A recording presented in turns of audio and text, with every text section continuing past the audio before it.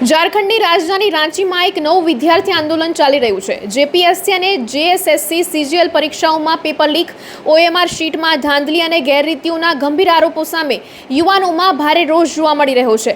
દિલ્હીના જંતર મંતર જેવા જ જુસ્સા સાથે હાથમાં તિરંગો લઈને વરસાદમાં વી વોન્ટ જસ્ટિસના નારા લગાવતા વિદ્યાર્થીઓ ખરાબ હવામાન વચ્ચે પણ મક્કમતાથી ટકેલા છે।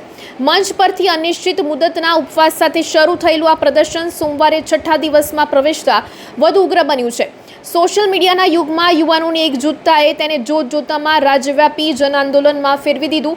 જે રીતે દિલ્હીમાં શિક્ષણ વ્યવસ્થામાં સુધારા માટે સોનમ વાંગચુક અનશન પર બેઠા હતા, તે જ રીતે રાંચીમાં વિદ્યાર્થી નેતા દેવેન્દ્રનાથ મહોતાએ મોરચો સંભાળ્યો છે। તેઓ 14મી જેપીએસસી પરીક્ષાને તાત્કાલિક રદ કરવાને ભરતી પ્રક્રિયાની સીબીઆઈ તપાસની માંગ સાથે અચોક્કસ મુદતની ભૂખ હડતાલ પર બેઠા છે।